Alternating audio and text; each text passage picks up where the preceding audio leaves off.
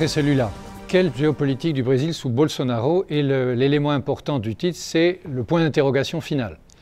Puisque, je vais vous l'avouer tout de suite, et si vous avez encore le temps de repartir, je n'ai pas de boule de cristal. Et donc je ne vais pas vous dire ce qui va se passer au Brésil dans les semaines ou les mois qui viennent, puisque je suis, comme beaucoup de gens, très perplexe devant ce qui se passe. On va essayer ensemble de donner des éléments qui permettent de comprendre comment on en est arrivé là, ce qui s'est passé depuis un an maintenant, et puis d'essayer d'imaginer ensemble ce qui pourrait arriver par la suite.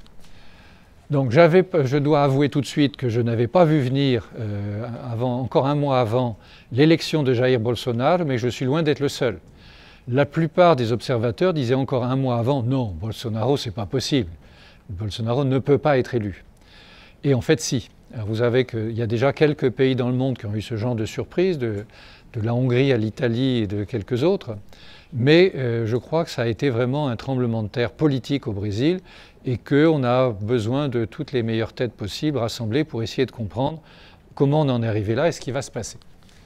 Donc par ailleurs, vous avez constaté, vous êtes sur un campus universitaire, on n'est pas au Café du Commerce et donc je ne vais pas vous raconter ce que je pense de telle ou telle personnalité brésilienne. Si ça me paraît utile, je le ferai, mais on ne va pas essayer de faire de la spéculation à court terme, on va essayer, avec les moyens qu'on a, sur un campus de sciences humaines, d'analyser des faits, de mesurer, de tenter de les expliquer. Et pour ça, je vais me servir du matériau qui vient d'être mentionné, c'est-à-dire des sources que sont les 2 numéros des revues Outre-Terre, dirigée par Michel Korinman, qui est en français, et la revue Confins, que je co-dirige avec Nelly ici présente, qui s'appelle Confins en français et Confins au Brésil. C'est le même mot volontairement, puisqu'on a l'idée que c'est aux confins des sciences et aux confins des pensées que les choses se révèlent et que donc on a choisi ce terme volontairement. Les deux ont un inconvénient. La revue Outre-Terre est en français mais payante, et la revue Confins est gratuite mais en portugais. Donc vous choisissez le moindre inconvénient. Je signale pour ceux qui ne parlent pas le portugais que si vous ouvrez un ouvrage en portugais qui vous intéresse, vous allez être surpris de voir que vous comprenez. C'est une langue latine, c'est pas très très loin du français. Si vous avez fait de l'espagnol, de l'italien, du latin, vous serez surpris de voir qu'à quelques mots près, vous comprenez. Et je dis la même chose à mes étudiants brésiliens, ouvrez un livre en français, vous serez surpris de voir que vous comprenez. Alors, ce que je vais vous présenter maintenant, c'est, là vous avez devant vous la seule diapo où il y a du texte. Parce qu'en fait, je vais profiter honteusement d'un avantage comparatif des géographes, c'est de pouvoir se servir d'images, de cartes, de photos, cartes que j'ai faites, photos que j'ai prises, que je connais assez bien, et que je vais commenter avec vous. Ce qui me permettra, en fonction de vos réactions ou des questions que vous auriez envie de poser, de développer plus ou moins.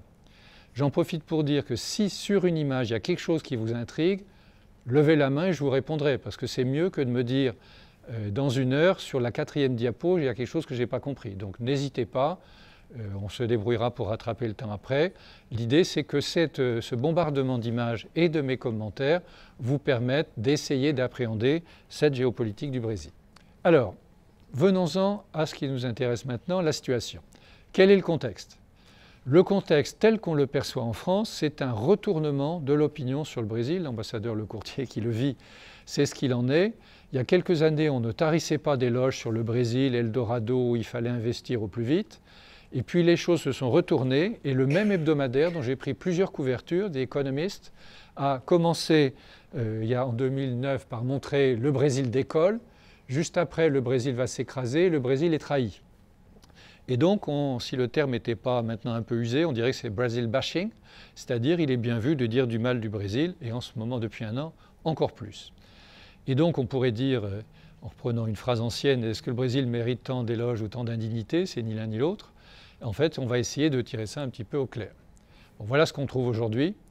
Et ça, c'était juste avant l'élection. Est-ce que vraiment c'est ça qui va se passer? Vous voyez que tout le monde était un peu perplexe. Sur une autre couverture, ceci n'est pas une démocratie. Je suppose que vous aurez reconnu une parodie de ceci n'est pas une pipe de Magritte. Et puis, on a vu après l'élection apparaître des choses comme ça. Et donc, regardons, je suppose que vous voyez de loin ce qu'il en est. Regardez bien la forme des 2 mèches. C'est une forme que vous allez retrouver sur pas mal de mes cartes. Ce n'est pas par hasard qu'on a pris ça. Et puis, voilà une autre caricature. Juste après l'élection, les gens qui étaient plutôt du côté de Bolsonaro ont dit en fait, voilà, le Nord-Est, qui est la région la plus pauvre du Brésil et la plus fidèle au Parti des travailleurs, est une sorte de Venezuela et qu'il faut donc probablement construire un mur autour. Ça a été dit. Bon, je pense que vous voyez l'inspiration. Certains collègues distingués ont fait des tas de colloques, dont celui-ci qui s'appelait « Le Brésil est-il un pays fasciste ?» Heureusement, il y a un point d'interrogation, et j'espère qu'ils n'ont pas conclu ça. Qui fréquente le Brésil depuis longtemps, comme moi, ne peut pas croire que ce soit un pays devenu massivement fasciste, alors qu'il était, 3 mois avant, massivement voué au Parti des travailleurs. Donc ça n'est pas raisonnable. Et puis voilà, je pense que j'ai repris ça m'est revenu en préparant la conférence. Je me suis rappelé de cette phrase dont je ne savais plus quel était le contexte, qui est en fait liée à une estampe de Goya, qui est « Le silence de la raison produit des monstres ». Et donc ça veut dire que dans des moments où on baisse la garde d'une certaine rationalité, d'une certaine organisation, d'un certain bon sens, où on commence à croire aux fake news, on commence à perdre de vue un peu les bases scientifiques et même raisonnables d'une analyse, on peut se retrouver dans des situations étranges, et là c'est parfaitement le cas. Bon, en plus dans une maison vouée à l'Amérique latine, je trouvais que c'était bien de rappeler ça, qui d'ailleurs lié à une invasion française si je me rappelle bien, donc on va passer. Alors, je vais passer en revue rapidement, non pas les articles de la revue elle-même, ça je vous laisserai le plaisir de les lire, mais quelques-unes des cartes qu'ils contiennent ou que j'ai produites par la suite pour pouvoir vous donner à la fois envie de le lire, puis aussi vous donner des éléments visuels pour réfléchir à cette situation. Ça, c'est donc l'introduction qui a été faite par Michel Korinman, qui a pris des points de vue très différents de ce que j'attendais, mais c'est sa revue, donc il fait ce qu'il veut. Il a par exemple commencé par un article sur la fuite de Cesare Battisti, qui était réfugié au Brésil. C'était quelqu'un qui a fait partie des Brigades Rouges, qui a été condamné en Italie, qui s'était réfugié au Brésil, où il avait été accueilli à bras ouverts par le Parti des travailleurs, et qui, sentant le vent tourner, s'est enfui et a donc essayé par la suite de passer en Bolivie sans succès. Bon, donc c'était une des premières manifestations d'un certain affolement.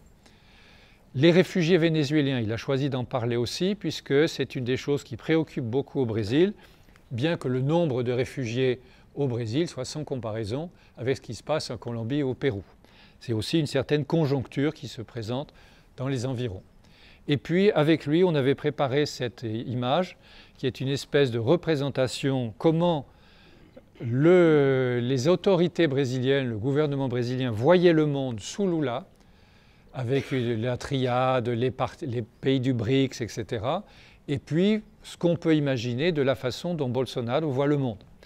Il se qualifie lui-même de Trump tropical, donc je n'ai pas besoin de faire une caricature, il s'en charge lui-même. Mais en tout cas, il y a des pays respectables, il y a des pays dangereux, il y a des pays hostiles. Et si vous avez suivi la presse, vous avez peut-être vu que dans les derniers temps, l'ennemi officiel du Brésil, le plus dangereux, dans un scénario fait par les états-majors de l'armée brésilienne, c'est la France. Nous sommes pour le Brésil le principal ennemi. Alors j'ai un peu de peine à le croire, d'une part les militaires sont montés aussitôt au créneau pour dire que pas du tout, qu'il y avait des contrats nombreux avec la France, y compris la fourniture de sous-marins, et que donc c'est un effet un peu d'écume et de bruit qu'on aura assez souvent l'occasion de revoir dans l'heure qui vient. Ensuite, alors là je suis obligé de tordre le cou à une modestie naturelle et de montrer un certain nombre de cartes que j'ai faites moi-même pour un peu vous donner quelques explications. Ça c'est la carte du premier tour. C'est donc avec une analyse statistique sur laquelle je passe les détails, qui était en tête au premier tour. Tout ce qui est en rouge, et vous reconnaissez la mèche de tout à l'heure, c'est les régions où le Parti des travailleurs, c'est-à-dire le candidat du Parti des travailleurs était en tête. En bleu, c'est là où Bolsonaro était en tête au premier tour, et en jaune, c'est les autres. Et les autres, c'est pour l'essentiel un candidat issu du Ceará, qui aurait pu faire alliance avec le PT, mais dont le PT n'a pas voulu. Ça leur a peut-être coûté l'élection, puisque ça a été assez serré. Et toujours est-il que, du coup, ben voilà comment ça se présentait, non pas forcément en majorité, mais les écarts à la moyenne. Donc voilà, déjà, on avait une assez bonne idée de qui irait au deuxième tour. Et voilà le deuxième tour. Donc le principe de la carte, c'est que les cercles ont une taille correspondant au nombre d'électeurs, et la couleur à la prédominance. Donc vous voyez bien que c'est un Brésil coupé en deux.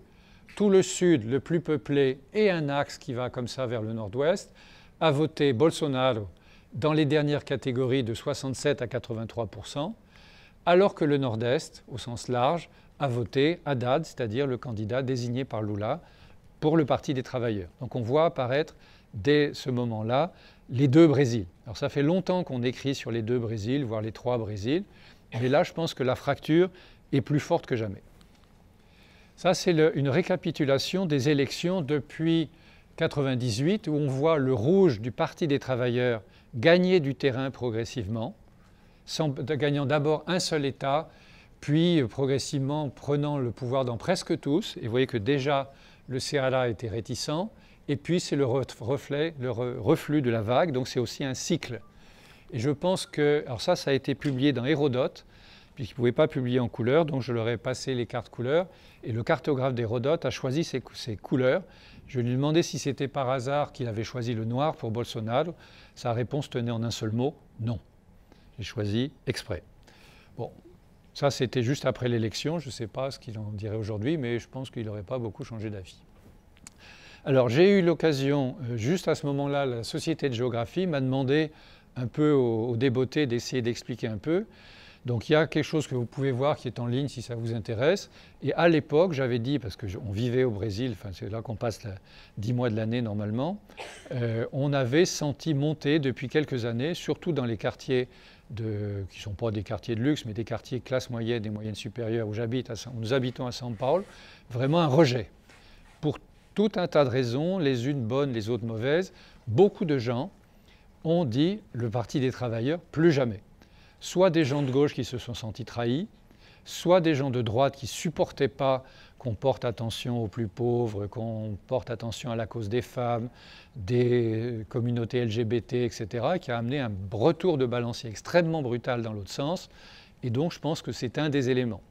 Et on a dans nos cercles amicaux et familiaux des gens qui nous ont dit non. Je dis mais tu vas quand même pas voter Bolsonaro, si, tout plutôt que le PT. Et donc c'est un des ressorts, ce qui est arrivé dans d'autres pays, majeurs de cette surprise de l'élection. Voilà. Alors on peut commencer à faire un certain nombre de rapprochements. Et la façon de faire des rapprochements, c'est de regarder un peu si les phénomènes coïncident. Et on dit souvent qu'une coïncidence n'est pas forcément une coïncidence. Et le fait que les mêmes choses se produisent aux mêmes endroits, il n'y a pas de relation forcément de cause à effet, mais on peut au moins suspecter que des phénomènes semblables. Ici, on a la carte des bénéficiaires de la Bolsa Familia, qui est une sorte de système d'allocation familiale étendue qui permet à des gens très pauvres de recevoir de l'argent tous les mois de façon assurée si les enfants sont à l'école, si les vaccinations sont faites, etc. Et ça, pour des montants qui, pour les gens des classes moyennes et supérieures, sont ridiculement bas, mais qui, pour leurs bénéficiaires, étaient extrêmement importants puisque ça pouvait représenter jusqu'à la moitié de leurs revenus annuels, qui sont extrêmement bas. Et surtout, c'était de l'argent qui était sûr, dont on est sûr qu'il tomberait tous les mois, qui était attribué dans 97% des cas aux femmes, en vertu du principe, excusez-moi messieurs, que quand on donne l'argent aux hommes, ils vont au bistrot, quand on donne l'argent aux femmes, ils achètent du lait pour les enfants. C'est ce qu'on disait en France au XIXe siècle et ça n'est pas entièrement faux. Et donc ça s'est fait, et ça se fait sous forme de carton de crédit, de carte de crédit. Alors que jusque-là, les aides au Brésil, c'était toujours une enveloppe en argent liquide que le maire donnait de la main à main au bénéficiaire en lui disant « tu te souviendras bien de qui t'a donné cet argent au moment d'élection ». Donc c'était un revenu non négligeable, régulier, en liquide et la dignité. Et ça, les bénéficiaires qui sont principalement dans ces régions du Nord-Est s'en sont souvenus au moment d'élection. Ce qui ne veut pas dire qu'il n'y a pas eu d'électeurs aussi dans les grandes villes, où il y a aussi des gens qui en ont bénéficié. Mais la fidélité du Nord-Est jusqu'à ce jour, on verra aux prochaines élections au PT, trouve ses racines là-dedans. Bon, et si on fait une analyse un peu comparative, enfin plutôt intégratrice de toute une série d'indicateurs sociaux, on retrouve la même forme. Il y a un Brésil pauvre au nord-nord-est, un Brésil développé sud-sud-est et de plus en plus dans cette région ici du centre-ouest. Jusqu'aux années 70, c'était des régions presque vides et qu'on considérait sans intérêt. Quand j'ai commencé à aller étudier l'Amazonie, c'est des régions que le Front pionnier avait sautées en disant « terre pauvre, sans intérêt, on n'en fera jamais rien ». C'est après qu'on s'est aperçu qu'il suffisait d'un petit peu de correction des sols et c'est devenu pratiquement le grenier du Brésil où se produit le soja, le coton, le maïs, etc. Et ces régions-là ont largement contribué à faire la bascule, puisqu'elles ont voté très massivement Bolsonaro pour des régions qu'on aura peut-être le temps de voir. Bon, ça c'est une carte que j'ai faite bien plus tard, la semaine dernière, qui montre le nombre d'établissements de ce qu'on appelle officiellement l'agriculture familiale. Depuis le passage du Parti des travailleurs au pouvoir, on distingue dans les recensements, il y en a un qui vient de sortir, ça c'est l'agriculture familiale, vous voyez qu'elle est particulièrement nombreuse et prédominante, non pardon, que je ne dis pas, ça c'est la non familiale. Vous voyez que les couleurs sombres sont très importantes ici. Et puis voilà la familiale qui, elle est faible ici et très forte là. Ce qui veut dire que dans l'agriculture, qui est quand même quelque chose qui pèse lourd encore au Brésil, il y a deux agricultures côte à côte, un peu comme il y a deux Brésil et comme il y a deux lignes politiques actuellement. Voilà, ça c'est l'élevage bovin, enfin l'élevage en général, avec ici l'élevage bovin au milieu, et là les chèvres et les moutons, et là les moutons aussi. Donc vous voyez qu'il y a une coïncidence assez forte entre front pionnier, élevage des bœufs, vote à l'extrême droite. On dit couramment, vous l'avez peut-être lu dans la presse française, que l'élection de Bolsonaro a été faite par les 3 B. Le bœuf, la Bible et la balle. Boi, Biblia et boy. Et l'élevage des bœufs, l'usage effréné, en tout cas la revendication de pouvoir faire usage effréné des armes et les cultes néo-pentecôtistes et évangéliques coïncident très fortement dans un certain nombre de régions. On sait depuis Max Weber que le côté entrepreneur le plus frénétique, le protestantisme et un certain conservatisme social vont un peu de la main dans la main. On en a un exemple de plus. Alors on est déjà dans le B, dans le deuxième B, celui des balles. Voilà une carte des homicides au Brésil. Tous les ans est publié au Brésil un atlas de la criminalité qui a la particularité de ne pas avoir de carte. Ce sont des chiffres, donc je m'en suis emparé pour faire des cartes, et plus la couleur est sombre, plus on a de criminalité, soit à l'échelle des 27 États, soit des villes de plus de 100 000 habitants. Et on voit bien que maintenant, la violence, ça n'est plus du tout dans le sud-sud-est, même São Paulo est pratiquement un des États les moins violents. Par contre, la violence a beaucoup monté dans les États du nord-nord-est, qui sont ceux où les problèmes sociaux sont les plus aigus. Donc c'est ceux qui auraient dû être le plus sensibles au thème de l'insécurité, et malgré tout, c'est eux qui ont voté le moins pour Bolsonaro. Et donc les choses ne sont pas univoques. Mais ça, c'est le taux d'homicide à l'intérieur. Voilà le front pionnier. Ici, on voit bien que c'est quand même par là que les choses se passent. Il n'y a pas de relation directe de cause à effet, mais c'est une sorte de Far West où les choses se règlent très souvent de façon très violente, qui fait du Brésil un des pays les plus violents au monde, malheureusement. Alors, d'autres articles que j'ai regroupés parce qu'ils sont moins riches en cartes et donc se prêtent moins à l'exposé tel que je le pense aujourd'hui. Donc, on a un certain nombre, j'ai pris en fait le dernier, celui qui est là, qui est fait par un de mes étudiants de master. Il a pris un sujet particulièrement original, c'est la pénétration du capital chinois dans le secteur électrique brésilien. Donc il a proposé ça, j'étais un peu sceptique, mais en fait oui, il a trouvé assez facilement des cartes chinoises qui proposent l'électrification du monde, de la planète. La Chine a vraiment des programmes, en dehors des routes de la soie dont on a parlé, mais aussi ça. Et donc, ils ont commencé à investir et il a fait l'inventaire des centrales, des barrages et des lignes électriques que les Chinois ont achetées au Brésil et ça commence à faire un ensemble assez considérable. Donc ça, c'est aussi une des variantes géopolitiques. Vous n'entendrez pas beaucoup, voire pas du tout, de critiques de la Chine dans la bouche des autorités brésiliennes pour des coïncidences idéologiques, mais aussi parce que la Chine est devenue le premier client et fournisseur du Brésil. C'est plus l'Europe, c'est plus les États-Unis, c'est la Chine, avec des affrontements et des bras de fer par moments. Ce n'est pas de grands amis, mais il y a une coïncidence d'intérêts au moins partielle. Pour le côté agraire, c'est Eduardo Paulo Girardi qui nous a fait ça. C'est un des éléments forts de tension au Brésil et de montée des idées réactionnaires. C'était en grande partie contre la politique des assentamentos, c'est-à-dire de donner des terres à des paysans pauvres, et ça a créé des réactions très fortes. Donc Eduardo a fait cette carte, celle-là n'est pas de moi, des conflits au Brésil en montrant, je retiendrai un seul élément, tout ce qui est en rouge ici, ce sont les occupations de terres, c'est-à-dire les endroits où les gens cherchent à avoir des terres, et ça, ce sont les assassinats dans des conflits fonciers.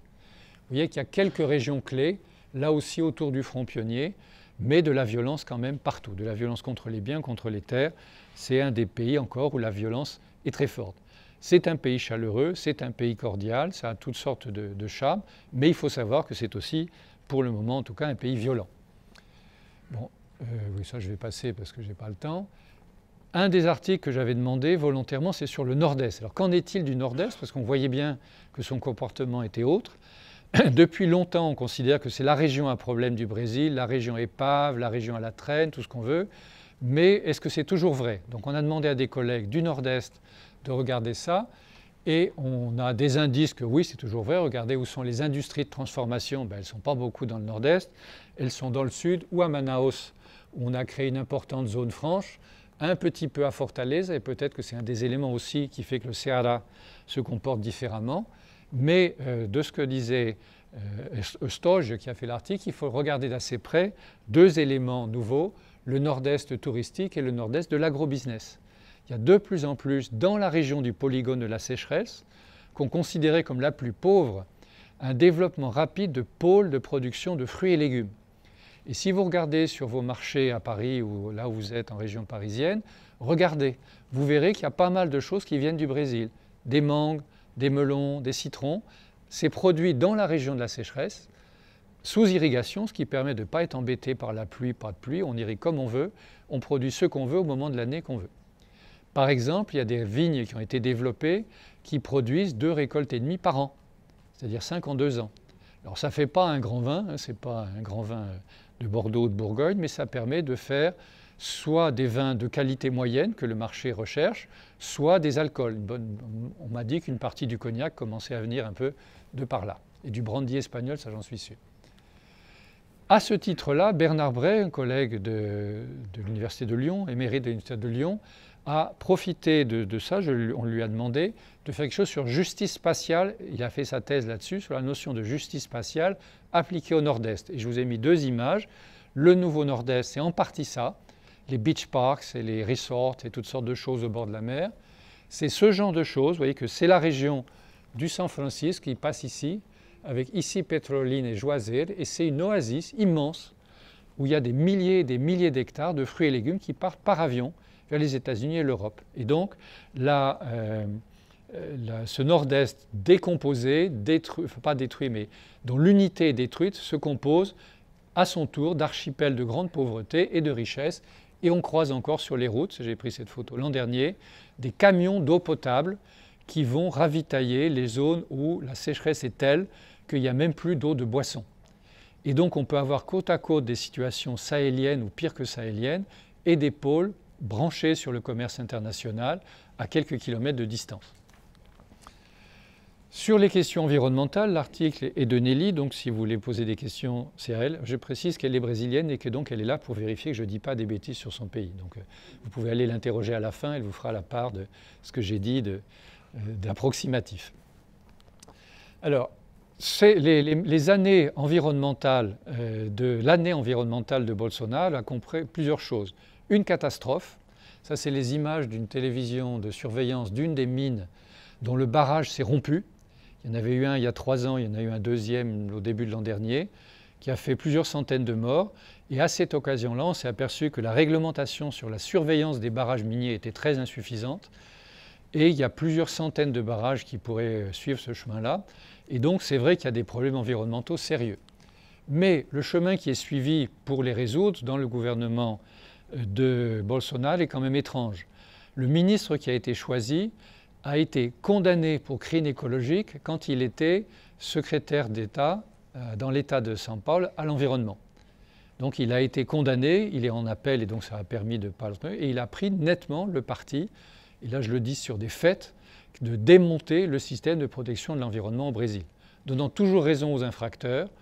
Par exemple, il a évacué, il a diminué beaucoup les budgets du ministère de l'Environnement, il fait toutes sortes de choses tous les jours. Et sur cette photo, il est là, à côté de la ministre de l'Agriculture, dans un champ de soja, en marquant bien que ce qui l'intéresse, c'est la production agricole, même dans les régions amazoniennes. Et donc c'est quelqu'un qui a affiché ses convictions tous les jours. Il a été attaqué très violemment la semaine dernière par le ministre de l'économie brésilien, qui était à Davos et qui s'est fait engueuler par tout le monde en disant « mais c'est pas possible, vous défrichez l'Amazonie ». Et donc le ministre de l'Environnement, le ministre de l'Économie, qui a un très très large portefeuille, est rentré en demandant sa tête à Bolsonaro. Il dit « c'est pas possible, il nous fait du tort ». Et du coup, devant ce conflit, on a confié à la ministre de l'Agriculture le soin d'essayer de le modérer un peu s'il ne voulait pas partir. Ça ne m'a pas beaucoup étonné, puisque une des premières choses qu'avait dit Bolsonaro, c'est qu'on supprimerait le ministère de l'Environnement. Ça ne servait à rien, ça faisait qu'empêcher le développement. Et c'est le ministère de l'Agriculture qui a dit « ne faites surtout pas ça, ça va donner une mauvaise image à nos produits, on pourrait bien avoir des boycotts ». Donc ça a été rétabli à la demande du ministère de l'Agriculture. Donc vous voyez que parfois les foucades, ou du moins les annonces faites par Bolsonaro, sont calmées et bloquées par un certain nombre de secteurs un peu inattendus. Sur l'Amazonie, on va en parler un peu plus, parce que je suppose que c'est un sujet que vous avez vu passer avec les grands feux de juillet-août. Ça, c'était la courbe du défrichement dans les dernières années. Vous voyez que, à part quelques pics, c'était plutôt une tendance descendante. Pour fixer les idées, jusqu'à 2000-2005, on défrichait 30 000 km² par an, c'est-à-dire grosso modo une Bretagne, une région française de la taille de la Bretagne. Et on était tombé aux environs de 5 000 km², c'est-à-dire d'un département français. C'est encore beaucoup, mais c'était quand même 6 fois moins. L'an dernier, là en 2019, ça a de nouveau triplé. Ce qui veut dire que vraiment, les encouragements explicites qui ont été donnés, allez-y les gars, on vous couvre, on produit ce qu'on pouvait attendre. Voilà, ce genre de choses qu'on peut voir. Vous en avez vu sûrement pas mal sur les télés, ça fait des images spectaculaires. Et donc, voilà. Alors, j'ai jamais été autant dans les télés françaises qu'au mois d'août et juillet-août, pour deux raisons. Un, je connais un peu le sujet, et deux, j'étais un des rares qui était à Paris au mois d'août, donc je fais la part des choses. Et donc, j'ai fréquenté des cercles que je ne fréquentais pas jusque-là. Voilà, c'est ça qu'on trouvait dans la presse française. L'Amazonie est en feu, mais si vous regardez bien, on ne peut pas dire qu'ici soit l'Amazonie. D'abord, c'était dans les pays voisins, c'était dans le pays entier. J'ai passé beaucoup de temps à expliquer qu'en fait, le feu au Brésil et en Amérique du Sud sert souvent d'outil agricole. Pas pour le défrichement initial seulement, mais aussi pour régénérer les pâturages, etc. Et donc, quand on regarde la carte des feux, on s'aperçoit qu'il y a effectivement, ça c'était en août, il y a effectivement des foyers un peu partout. Et ce qui a attiré vraiment l'attention cette année, c'est que les feux en Amazonie étaient tels que les courants aériens ont amené la fumée jusque dans le sud. Et on n'y était pas à ce moment-là, mais on a vu des photos de São Paulo où il faisait nuit à 3 h de l'après-midi. Ça a un peu fait prendre conscience aux gens qu'il y avait une certaine solidarité liée au courant atmosphérique, fait de la géographie physique dure, qui pourrait peut-être les inquiéter. Bon, aussi pour relativiser, voilà le genre de carte qu'on faisait assez fréquemment, les défrichements par État, les feux par État. Quand on regarde dans le détail, on se retrouve dans le Pará, qui est un des États amazoniens. Le bleu, c'est les foyers d'incendie en 2016, en rouge, c'est 2019. Et voilà ce que ça donnait feu par feu, vous voyez que c'est pratiquement partout. Et quand il y a des trous, ici ou là, ce sont ou les réserves naturelles ou les réserves indiennes. Donc les gens qui disent « ça ne sert à rien », ou ceux qui disent « il y a trop de terre pour trop peu d'Indiens, il faut réduire leur place », en faisant ça, bien que ce ne soit pas le but, attaquent l'environnement. En tout cas, il y a une corrélation étroite. Les terres indiennes ne sont pas faites pour protéger l'environnement, mais de fait, elles les protègent. Alors, Pierre Verluise m'avait fait l'honneur de m'inviter à parler de ça, donc je l'ai fait dans DiploWeb, que vous connaissez tous. Et donc, on avait fait ensemble un entretien qui était à ce moment-là sur pourquoi ça brûle. Et puis la Société de géographie aussi, où j'avais expliqué qu'en fait, le ralentissement avait déjà commencé, mais que la conjoncture du moment, là pour le coup, dans ce cas-là, je suis absolument positif sur pièce et avec des chiffres en disant le défrichement a beaucoup augmenté en démontant les organismes de protection qui avaient été montés et en donnant des encouragements à un secteur qui n'en a pas besoin. Ils sont même allés au-delà. Il y a eu 800 producteurs du Pará qui ont mis le feu le même jour, en même temps, pour faire pression sur le gouvernement pour qu'il les autorise encore plus. Donc il y a toujours plus extrémistes que soi. Voilà, deux collègues françaises ont fait quelque chose sur les barrages en Amazonie, qui est une question qui intéresse beaucoup de gens et qui en inquiète beaucoup, puisque c'est un des plus formidables potentiels hydroélectriques au monde, mais que quand on fait un barrage, on noie des terres, et en particulier souvent des terres indiennes, donc il y a beaucoup de discussions, mais on trouve de plus en plus de très grands barrages en Amazonie, puisque le potentiel en eau douce du Brésil et à lui tout seul 20% de la planète. Ce qui veut dire que dans les ressources très nombreuses du Brésil, c'en est une. Bon, sur les indigènes, j'en ai dit un mot. François-Michel Le Tourneau, qui est du CREDA, enfin qui est habituellement du CREDA, bien qu'il soit pour le moment aux États-Unis, a montré l'évolution du nombre des terres par gouvernement, sous le gouvernement de Fernando Henrique Cardoso, premier, deuxième, sous Lula, et puis depuis, ça diminue. Et Bolsonaro a été très clair, pas 1 mètre carré de plus pour les Indiens. Au contraire, il essaie de revenir sur des réserves indiennes déjà créées. Bon, et voilà une image, par exemple, qui montre, en superposant sur une image satellitaire les limites d'un certain nombre de réserves. Ça, c'est la réserve indienne, entièrement préservée, ça, c'en est une autre. Et puis entre les deux, c'est complètement déboisé. Donc ça veut dire qu'il y a quand même un fort effet des réserves indiennes. Un de mes étudiants est un passionné des routes et des camions en Amazonie. Il faut de tout dans la nature, hein, les goûts sont dans la nature. Et donc il a fait une étude très précise, en circulant partout, des routes amazoniennes pour voir ce qui se passait. Bon, voilà ce qu'on avait habituellement en Amazonie, des routes où on passait des semaines à circuler sur des ponts précaires. Et de plus en plus, on voit apparaître maintenant des routes asphaltées. Celle-là est celle qui relie la France au Brésil, puisqu'il y a entre Macapá, qui est la capitale d'État la plus septentrionale, la plus au nord du Brésil, et Cayenne, il y a maintenant une route et un pont qui ont été faits. Il y a certains tronçons qui n'ont pas été asphaltés parce que la société a fait faillite, mais d'ici peu de temps, on pourra aller sur une route asphaltée de la France au Brésil, en tout cas de la Guyane française au Brésil. Bon, une des collègues qui s'intéresse, de Marion Aubrey, qui travaille depuis près de 40 ans sur la montée des protestants pentecôtistes au Brésil. Il y a 30 ans, tout le monde riait en disant « mais quel sujet exotique, à quoi bon ?» La suite lui a donné raison. Ça, c'est dans le recensement de 2010. On demande aux gens quelle est leur religion.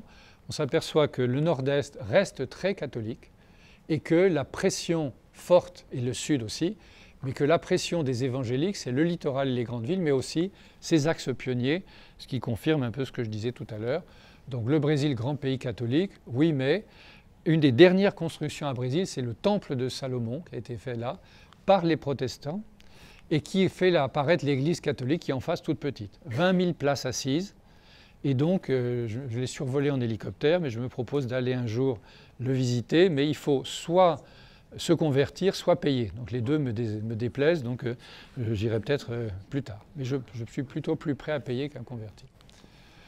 Alors pour finir, dans Outre-Terre, mais pas dans Confines, parce qu'on est plus centré sur la géographie, Michel Korinman tient toujours à ce qu'il y ait un article d'un historien, psychanalyse et politique. Donc il a fait un article sur le Brésil, pays de l'attente. C'est un de ses éléments. Et donc, il explique les zones d'attente, de transfert, etc. Et je lui dis, je ne vois pas bien le rapport avec la géopolitique. Donc, j'ai un peu cherché des images et je me suis aperçu que Jair Bolsonaro, à l'hôpital, parce qu'il avait reçu un coup de couteau dans le ventre, s'est fait photographier en tenant ce geste des armes. C'est son geste qui lui est favori, il faut s'armer. Et croyez-le si vous voulez, ça n'est pas du Photoshop. Derrière lui, il y avait un moniteur où c'était marqué « Espera ». Et donc, c'est un pays de l'attente, même dans ce domaine-là. Il attendait de guérir, il attendait très lu, donc ça confirmait la thèse de Laurent. Bon, un autre collègue brésilien a fait quelque chose sur ça s'appelle Le même et l'autre, dont il montre les parentés avec le régime des colonels, enfin le régime militaire qui a contrôlé le Brésil de 64 à 85 et la montée des militaires au gouvernement. Il y a plus de militaires au gouvernement actuel de Jair Bolsonaro que sous le régime militaire. On en reparlera si vous voulez. Et donc, voilà une image des gens qui se retrouvent, civils et militaires mélangés, pour les fêtes du 7 septembre, la fête nationale. Et puis l'autre qui était un psychanalyste qui explique beaucoup de choses par la haine de Lula, et donc j'ai tenu à remettre cette scène de la prise de possession du pouvoir, de la posse de Lula en 2003, où l'esplanade des ministères était absolument couverte de drapeaux rouges. C'était un moment d'espoir qui a partiellement tenu ses promesses, partiellement pas. Pour finir, je vais vous mettre cette photo qui pour moi est une métaphore de la situation brésilienne. Qu'est-ce que ça a à voir? Qu'est-ce qu'il nous raconte?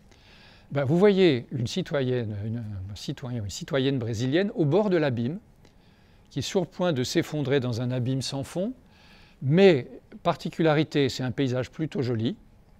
La citoyenne brésilienne en question est pas mal non plus, si je peux me permettre cette remarque sexiste, admirative, et puis surtout elle sourit.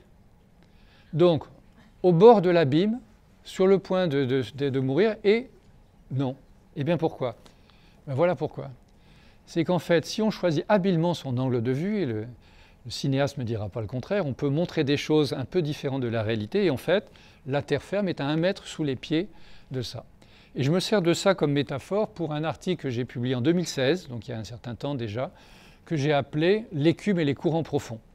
C'est-à-dire, dans la revue Éco-Géo, parce que je voyais déjà venir toutes ces critiques, que ça ne va pas, ça ne va pas, ça ne va pas, c'est exact. La crise financière et économique était grave à l'époque, elle l'est beaucoup moins. Le Brésil ne va croître que de 2% l'an prochain. Beaucoup de pays européens, dont le nôtre, aimeraient pouvoir en dire autant. La crise politique s'est plutôt aggravée, mais malgré tout, derrière ça, le Brésil a des atouts. L'immensité, les ressources agricoles et minières, la fenêtre démographique, l'indépendance énergétique. Le Brésil est un des rares pays au monde qui puisse dire on n'a plus de problème démographique, on n'a pas de problème alimentaire, au contraire on exporte, on n'a pas de problème énergétique, on a tout ce qu'il faut. Combien de pays au monde ont ces 3 situations-là en même temps? On peut ajouter une population stabilisée et en même temps assez qualifiée. Le Brésil produit 10 000 docteurs par an dans ses universités. Ils ne trouvent pas tous de l'emploi, je suis bien d'accord, mais quand même, il y a des secteurs qui sont plus avancés au Brésil qu'en France. L'université où nous enseignons tous les deux ne doit rien à personne et dans les classifications de Shanghai, elle est dans les 100 premières. Et donc, il y a beaucoup de choses qui fonctionnent bien au Brésil, il y a des choses qui ne fonctionnent pas du tout. Et en tout cas, ça ne justifie pas l'espèce de panique qui consiste à dire « ça y est, le Brésil est devenu fasciste ». Il y a effectivement quelqu'un d'extrêmement douteux au pouvoir, appuyé par de larges secteurs de la société, en partie par rejet du précédent, pas seulement, et probablement un retour de balance. C'est un retour de balancier, il y en aura peut-être un autre. Je suis incapable de vous dire ce qui va se passer, mais on va déjà voir cette année avec les élections municipales. En tout cas, c'est sûr que c'est un président qui gouverne par le verbe, comme un autre plus au nord, si vous voyez ce que je veux dire, qui accapare le débat. Et pendant qu'il accapare le débat, on fait des mesures souterrainement dans des domaines qu'on connaît bien. On peut en citer plusieurs. Derrière ce rideau de fumée, il y a des secteurs extrêmement réactionnaires qui reviennent sur beaucoup de choses qui paraissaient être établies dans un sens extrêmement réactionnaire et même d'avant de la guerre froide. L'ennemi, c'est le communisme, etc. J'ai entendu une fois dans une bouche autorisée, c'est-à-dire dans un débat public, le général commandant les forces amazoniennes, les forces militaires en Amazonie, pris à partie par un de nos collègues en disant « vous êtes un valet du capitalisme, on sait bien que l'armée, ça sert à maintenir le capital », il souriait, il dit bah, « écoutez, on m'avait dit, mais je n'avais jamais eu la preuve, mais c'est bien la preuve que quand une idéologie est vraiment bien vieille, elle fait prendre sa retraite au Brésil. » Alors c'était un peu vrai de cet archéo-marxisme un peu frénétique, mais je pense que les tenants olavistes, de Olavo de Carvalho, qui voient encore le monde avec les lunettes du macartisme, eux aussi ont un peu fait leur temps. Alors voilà la tête de la revue qui a été mentionnée 2 fois. Donc c'est la revue dirigée par Michel Korinman, qui est une revue de géopolitique qui parcourt le monde régulièrement. Et l'an dernier, non il y a 2 ans maintenant, enfin il y a en 2018, sentant venir un résultat d'élection compliqué, il m'avait demandé de coordonner un groupe d'articles faisant un état des lieux du Brésil au moment d'élection et très probablement d'une élection serrée. C'est ce qui s'est bien produit. On n'avait pas prévu le résultat, mais en tout cas, on savait que ce serait compliqué. Alors, par ailleurs, ça a été donc repris dans la revue Confins, qu'on a donc barré Confins Outre-Terre, puisque c'est le même contenu en portugais, de façon à ce que nos lecteurs, qui sont pour plus de la moitié au Brésil, on a eu 120 000 entrées sur le site le mois dernier, on a donc les articles en portugais, donc si vous voulez vous entraîner, vous pouvez avoir les 2 versions. Voilà, c'est une revue franco-brésilienne de géographie, mais au sens large. Capucine disait qu'on est dans la géographie, mais on est aussi dans le pluridisciplinaire. Personnellement, j'ai commencé en histoire avant de basculer dans la géographie, de tomber dans la géographie, je ne sais pas ce qu'il faut dire. Et donc, on a une vision très très large de la géographie, tout ce qui permet de comprendre la dynamique des territoires essentiellement. Voilà, là c'est le coup de publicité gratuite. Au mois de novembre, on a eu 120 000 entrées sur le site. Et donc, ça veut dire qu'on a trouvé un public, principalement au Brésil, mais pas seulement. L'an dernier, on a eu plus de lecteurs en Allemagne qu'en France, ce qui était pour nous une surprise. Et on voit monter tous les mois les lecteurs aux États-Unis et en Chine, ce qui veut dire qu'il y a des gens qui ont commencé à trouver des choses intéressantes. Voilà. Et ça, c'est le blog dont a parlé Pierre Verluise, où je mets, quand j'arrive à à trouver des articles scientifiques bien testés, passés par toutes les procédures, ça va dans la revue. Et quand j'ai une curiosité sur quelque chose qui m'amuse, je le mets dans ce blog qui s'appelle Braise. Par exemple, Marc Ferrez a fait sa carrière de photographe au Brésil. Les premières photos, c'était sous l'Empire. Et il avait un complice dans l'empereur du Brésil qui était amateur de photographie. Et à la fin de sa vie, il tenait les cinémas Pathé à Rio. Donc il a commencé, il a suivi toute une carrière. Voilà. Et la discussion est ouverte avec ces charmantes bébêtes amazoniennes. Donc, on a dit tout à l'heure, je ne vous mordais pas, mais vous pouvez me mordre maintenant si vous voulez. Voilà.